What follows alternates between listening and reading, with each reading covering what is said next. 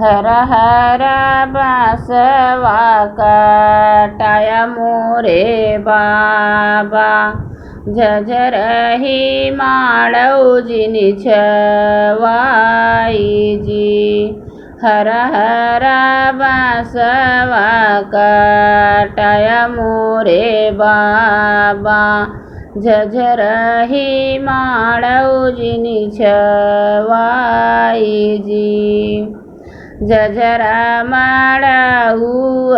छवौ मोरे बाबा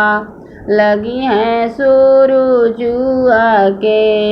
ज्योति जी झझरा माळाऊ छवौ मोरे बाबा लगी हैं सूरुजुआ के ज्योति जी आजू के रतिया बाबा तोहरे मंडप में बिहना सजनवा के साथ जी आजू के रतिया बीती हैं बाबा तोहरे मंडपवा बिहना सजनवा जी के साथ जी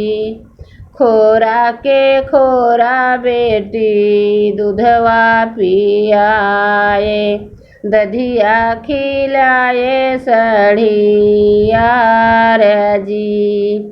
पालिनी पोसी बेटी के है दुलरवा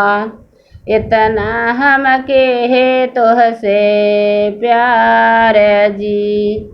एक गुण हिया न मानु मोरी बेटी धैलू विदेशिया के साथ जी एक गुण हिया न मानु मोरी बेटी धैली हूँ विदेशिया के साथ जी हर हर बासवा कटाया मोरे बाबा